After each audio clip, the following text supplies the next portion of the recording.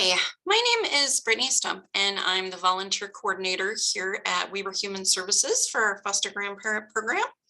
And we are about to go into our second slide for our 5 skills to literacy development. This one is all on phonics. So again, these are just tips to give you guys some assistance and get you ready to be working with your kiddos when you're in the school. Most of these have to do with literacy development in the kindergarten age to 3rd grade, but as I've said before, don't be surprised if you happen to be working with 4th and 5th graders who are still developing these skills. So let's get started.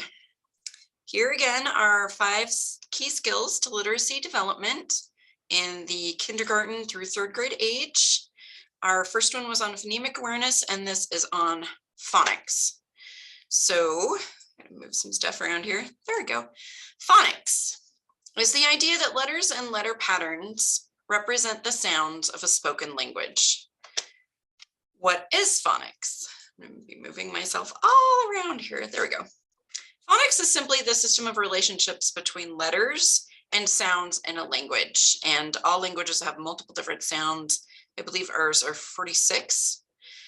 When a kindergartner learns that the letter B has the sound B, and your 2nd grader learns that T-I-O-N sounds like shun, they are learning phonics. Phonics help children understand the relationships between letters and individual sounds. Children need to understand that the letters stand for the sound. This is really kind of tricky with kindergartners. But by 1st and 2nd grade, most children are starting to develop an awareness for this. Knowing this relationship helps children accurately read familiar words, analyze new words, and write words. When is phonics taught? Children learn phonics in kindergarten through 2nd grade. But again, a lot of the kids that you'll be working with in a tutoring one-on-one situation have fallen behind their benchmarks for some reason or another. So you may be working on some of these basics with older children. In kindergarten, children usually learn the sounds of the consonant letters. 1st and 2nd graders typically learn all the sounds of letters and letter combinations and word parts such as ing and ed. They practice reading and spelling words containing those letters and patterns. 2nd graders typically review and practice the phonics skills that they have learned to make spelling and reading smooth and automatic. So let's watch this video about understanding phonics. I find this really informative, and I also watched this in my time as a paraprofessional when I was tutoring children inside the school. Let's get this started.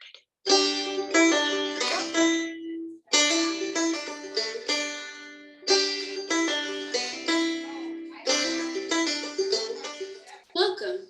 This first film will help you understand what phonics is and how children learn to read using phonics. We'll begin with a brief explanation of the way the English language works. All words are made up of individual sounds. These sounds are merged together to form words. Cat has 3 sounds, k, a, t.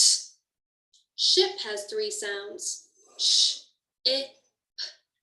Light also has 3 sounds, l, I, t. The word phonics is made up of 6 sounds, a, n, I, k, s. We use 44 sounds to make all the words in the English language.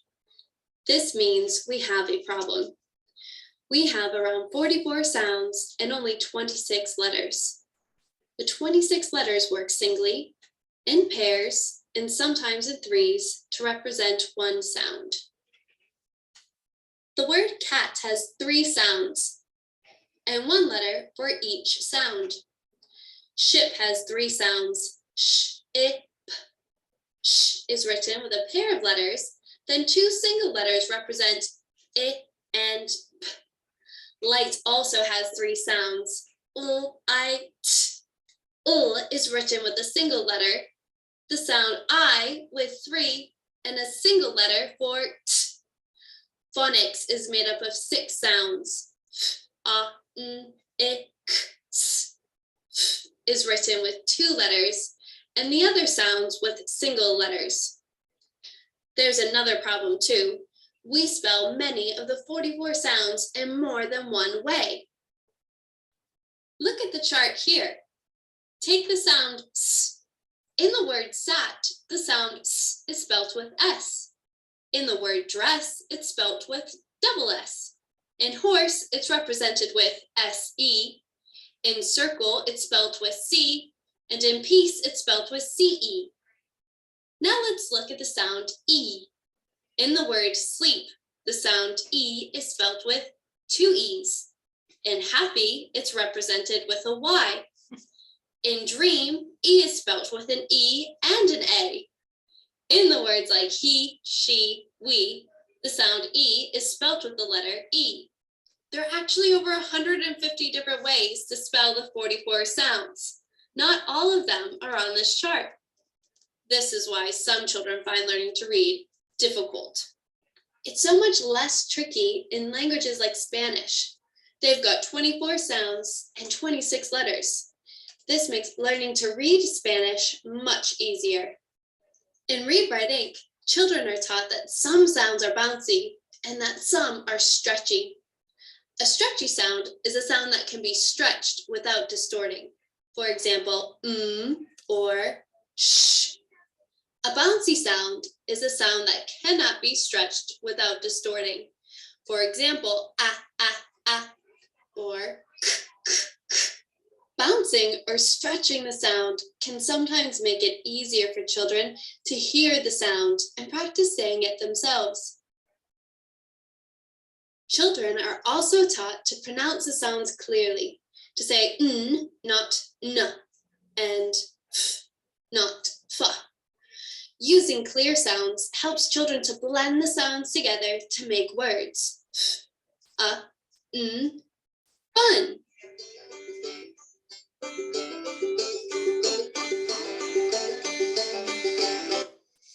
Okay, so that is just some basics about how to blend the words to correctly enunciate. A little background on all of our sounds. 44, we have 44. I thought it was 46. So I was actually giving us more sounds than we have. I was also smiling because I have a 7-year-old son. And a few years ago when we were learning some of these basics, he would be like, why are there so many different ways of making the same sound? And I guarantee a lot of your students that you're going to be working with will ask those same questions. And really the only answer that I could give them is that our English language is actually made up of multiple different languages. It is a mongrel language. So we've got rules that apply to Celtic, Gaelic, French, Latin, all mixed into one language, Germanic. And so there are many different rules and many different ways of spelling and pronunciating things. And essentially you just have to memorize what those are and understand how the rules work. So when they ask you those questions, just say, this is how it developed, and this is our language, and this is the way we do it, and we just have to learn it. For me, I was a person that it was very easy for me to understand English. It wasn't a subject that I struggled with. But a lot of the kids that I worked with at the school, as I said before, their minds work a little differently. They're very mathematical, usually children who struggle with language. And so using some tactics to help them decode the language so that they can see it in pieces, more like a mathematical equation instead of just these arbitrary rules that they can't make sense of, will often help them understand the language better. I know that Ogden School District is using a program called Lexia that's very interesting, and some of the others are using Reading Horizons. I found Reading Horizons very, very valuable for those kids that think in terms of decoding things, because they came up with lots of little rules for how to understand pieces of a word and how to put them together correctly. So depending on which workstation you're in, you might want to ask which program they're using, if it's Lexia or Reading Horizons, or possibly even another one that I haven't encountered, and see how they deal with those problems of teaching children how to decode words.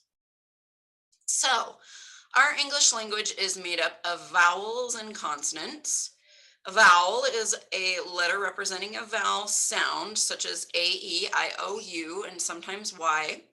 And our consonants in the English language are letters such as B, C, D, F, G, J, K, L, M, N, P, Q, S, T, V, X, Z, and often H, R, W, and Y.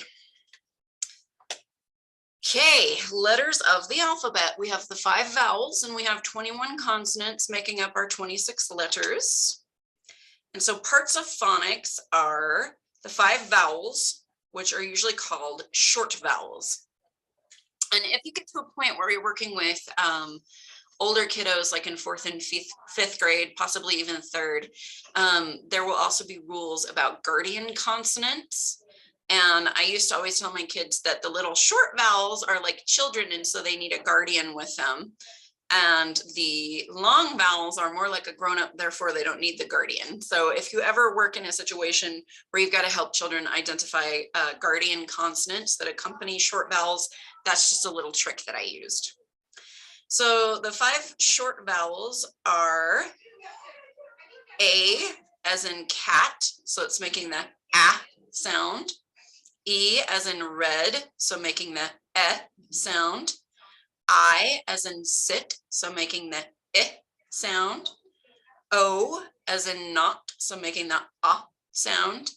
And U as in bus, making the sound.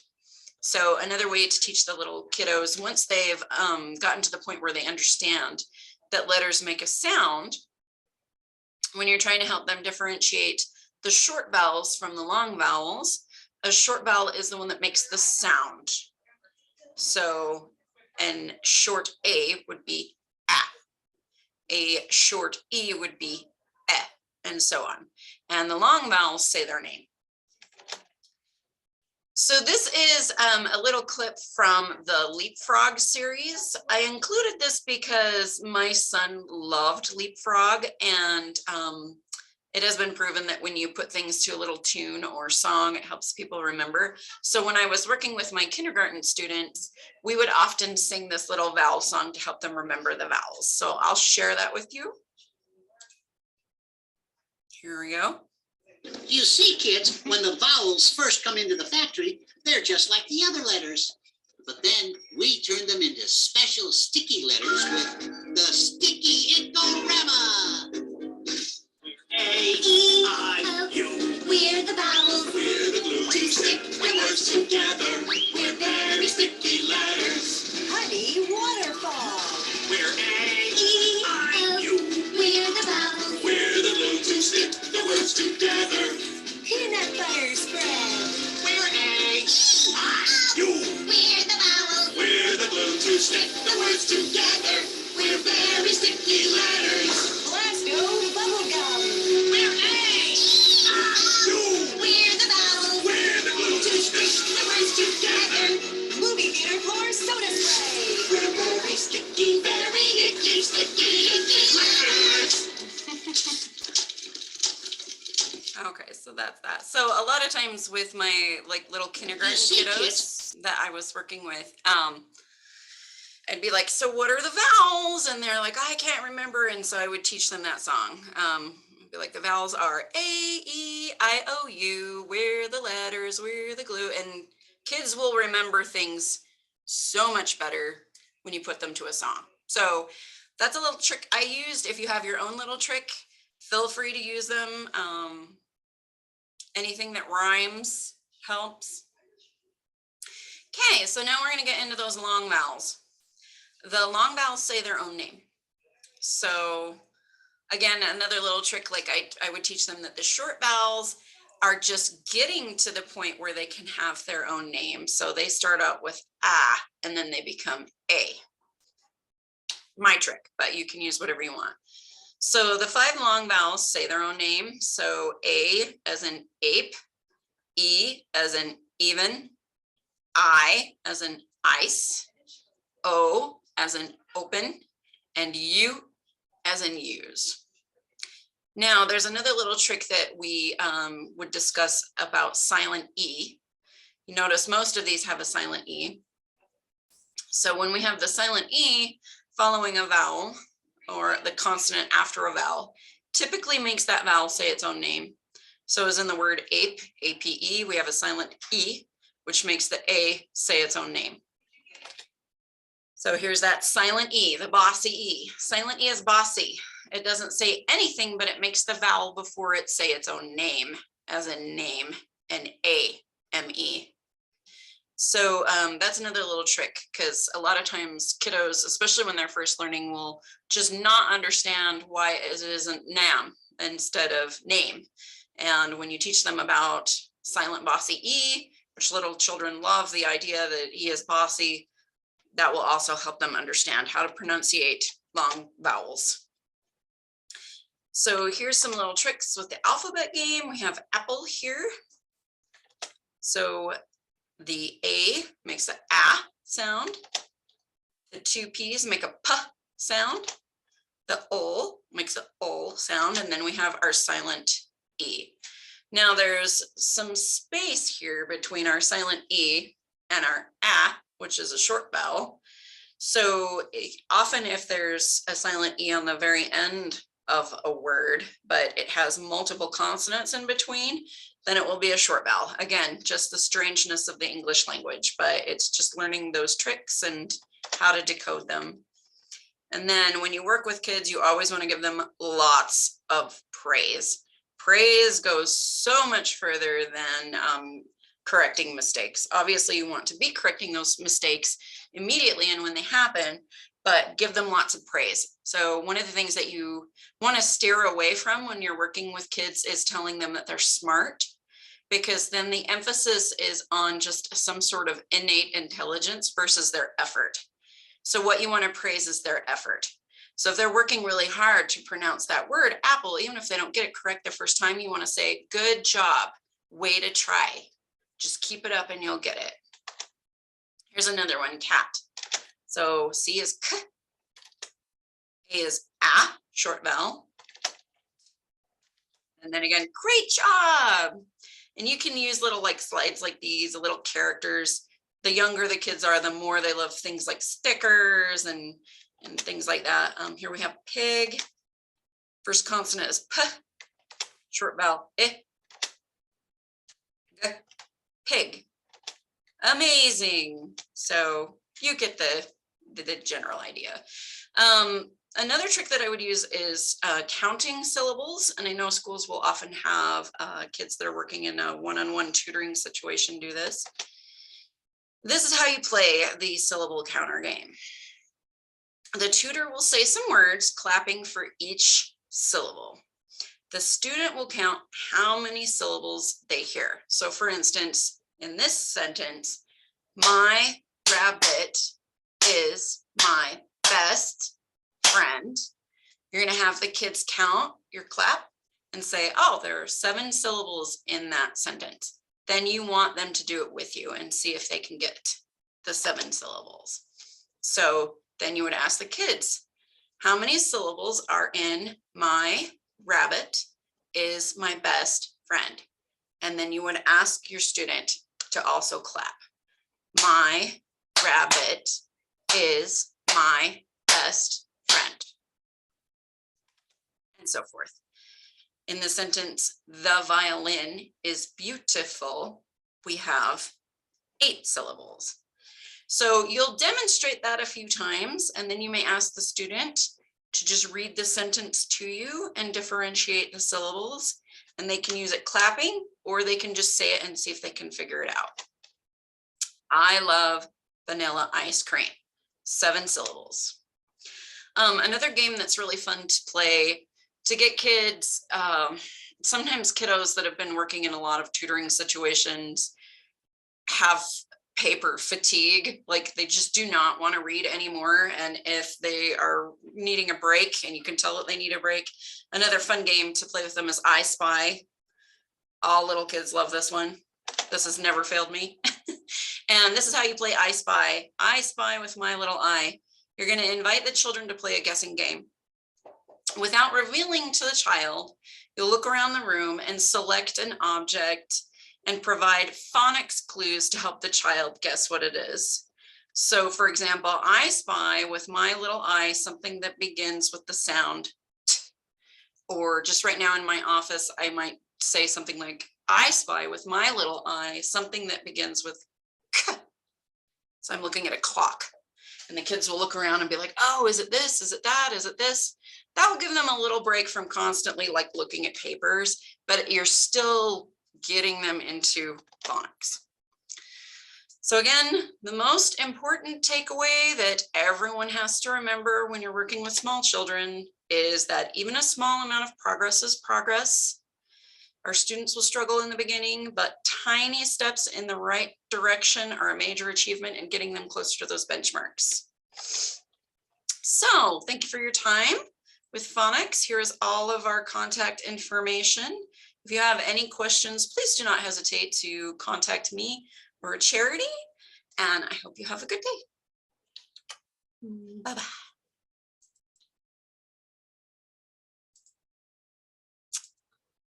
Maybe.